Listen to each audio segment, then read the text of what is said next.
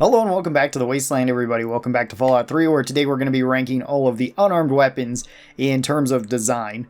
Now, unarmed is kind of a weird category because I was thinking of mixing this in with melee, but melee and unarmed don't really fight the same, nor would it really make sense in most situations for you to be using unarmed and unarmed style weapons, with a few exceptions in the Fallout universe, over something like melee weapons. I mean, you can kind of just look at history, like our real life history, to determine that unarmed really wasn't a thing. People didn't make a whole bunch of, unique fist type weapons. There were some, obviously, but generally speaking, that wasn't really like the major adoption for most things. Usually if you were fighting with your hands, either your bare hands, this was for not actually trying to kill somebody, probably.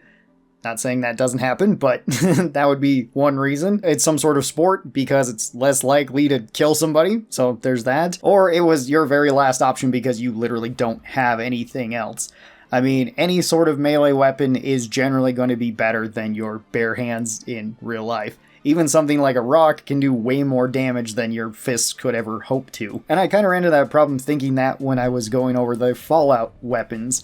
So let's go over the Fallout 3 weapons, the unarmed weapons, of which we have a total of 5, and I'm going to be ranking them based on their designs and how effective I think they would be in the world of Fallout. Now, this is not actually determining the stats of the weapons, as unarmed is actually very strong in Fallout 3. Unarmed has actually been strong in quite a few of the Fallout games, including the old games as well as the new games, because usually they get some pretty, overpowered perks or some really, really strong perks. So let's hop right into this. Coming in at our number 5 spot, we've got our bare hands. This is actually one of the 5 because otherwise we would be down to 4, and I felt like I needed to include this. So bare hands obviously are not really going to be your first choice of weapons if it's you have to survive out in the wasteland and anything can try to kill you. Your bare hands are really not what you want to be relying on in that circumstance. Basically anything is going to be better than that. Knives, guns, axes, whatever it might be, that is going to be a better weapon than just your bare hands. Sort of the same thing goes with this, although you could argue that a lot of melee weapons are weaker than your bare hands, thanks to the fact that you can get Iron Fist and buff these up quite a bit. Your base damage with your bare hands are just 1, but if you have Iron Fist maxed out, it goes up to 16, which does beat out quite a lot of other weapons, and then if you have the 2 Point Lookout perks, you get another plus 10, so 26 base damage. Actually beats out quite a lot of other weapons in terms of their damage overall, at least not counting the perks that they can have too. Even sometimes this can beat out certain other guns, which is kind of crazy. I mean, pretty much everybody would agree that if you could and needed a weapon or a tool to do just about anything with, you would probably want that tool or that weapon over nothing. I mean, the major bonus for having nothing in your hands is that, well, they can't be taken away from you, unless, I guess, in the Wasteland somebody cuts your hands off, in which case you could always get a suit of power armor. They probably have fake hands, and there is prosthetic hands throughout the Fallout universe, so you could get one of those, but that probably wouldn't be preferred. I guess if you were somebody like a super mutant or a ghoul, you might actually be able to regenerate a hand. I don't think that would be too strange, given all the other things that super mutants can regenerate from. And if you're arguably the size of a super mutant, you could argue that you don't really need a weapon to fight just about anything with. Your bare hands are good enough, but this is for a human. Coming in at number 4, a step up from your bare hands would be brass knuckles. And brass knuckles look fine. They look like brass knuckles that you would see anywhere else.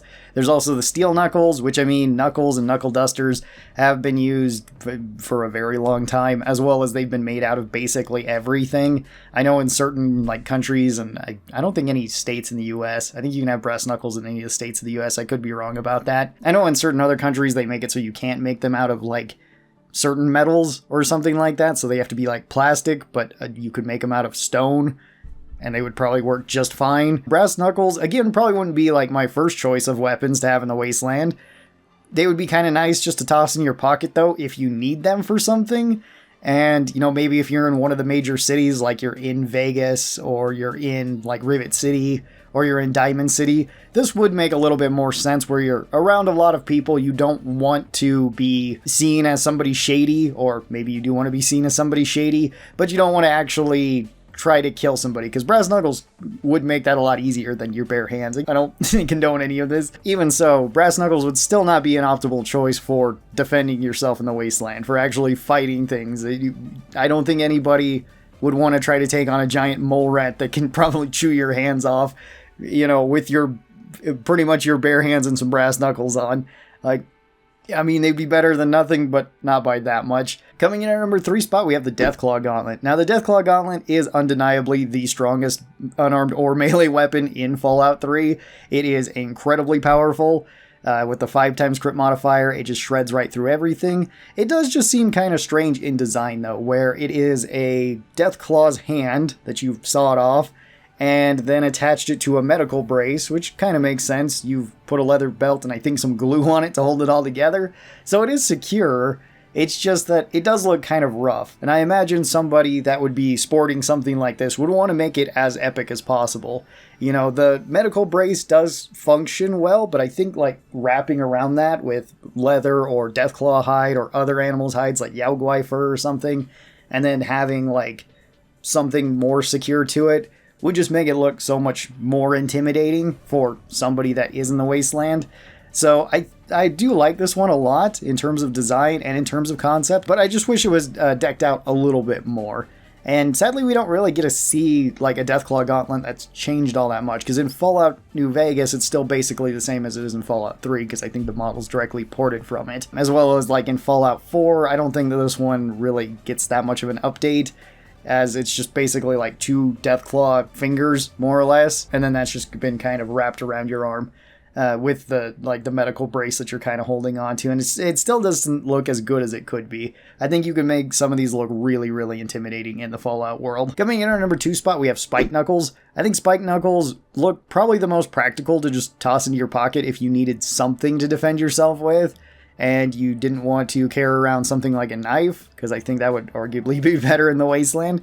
But Spike Knuckles do kind of get the job done. They're a lot more deadly than something like Brass Knuckles. These are intended to harm something, so they do have that. They're arguably a really good weapon in the actual game too, where Spike Knuckles are really, really strong, and you can get them incredibly early on. So if you're building for an unarmed character, then you have arguably one of the best weapons early on into your run, so that certainly helps. They're very simple, very straightforward. Same thing kind of goes with the Brass Knuckles. These ones just have more of an emphasis on actually damaging something, and you could just potentially make one big spike to concentrate it on there, have basically like a big guitar or something. And in some of the older Fallout games, we did have like punch daggers, which are kind of the same type of thing. It's basically just a knife that has a T-bar that you hold onto, and you can kind of just, you know, wail on somebody with that. That would definitely be a deadly weapon. Spike Knuckles probably would be too, so that's why they're a little bit higher up here. And then at our number 1 spot, to probably nobody's surprise, I think the only unarmed weapon that you would probably really want to use as a weapon in the Fallout universe would be the Power Fist. The Power Fist has changed quite a bit, but this is essentially just a mechanical arm that has a big plate on the end of it that shoots out. And we've seen the Power Fist get modified a ton of different ways throughout the Fallout universe. Throughout the older games, the newer games, it has changed so much, and it seems like a pretty devastating weapon, even more so since it's usually used or usually accompanied with something like power armor. So making yourself bigger, stronger, tankier, and then also having just a really powerful arm to punch something does kind of make sense. Especially if you didn't want to be carrying around like a big super sledge like we see the Brotherhood usually carrying around. It's usually that or a Power Fist. So this would be smaller, lighter, and it would probably be just as devastating against most things that you would use it on, assuming that you are in power armor. It would probably even the playing field if you were going to actually like fist fight a super mutant or something. I would definitely want something like this, or like the Deathclaw Gauntlet, something to really do some damage. This one just fits the Fallout theme the best, in my opinion. I don't know if this is my favorite version of the Power Fist. I think I like some other versions of the Power Fist a little bit more than 3, but with how limited our options are here for unarmed weapons, this was my number 1 pick. And that does it for all of the unarmed weapons. Up next, we'll be taking a look at melee weapons, and there won't just be 5 of them, there will actually be 23 of them in total. So we have a lot more to talk about there. And I think that one's going to be a lot more fun because we have a mix of tools and weapons in the Wasteland. So tell me what your thoughts are on this video. How do you like these designs in Fallout, and which ones are your favorite? Thank you guys so very much for watching this. I hope that you guys enjoyed it. I'll talk to you next time. Bye-bye, everybody.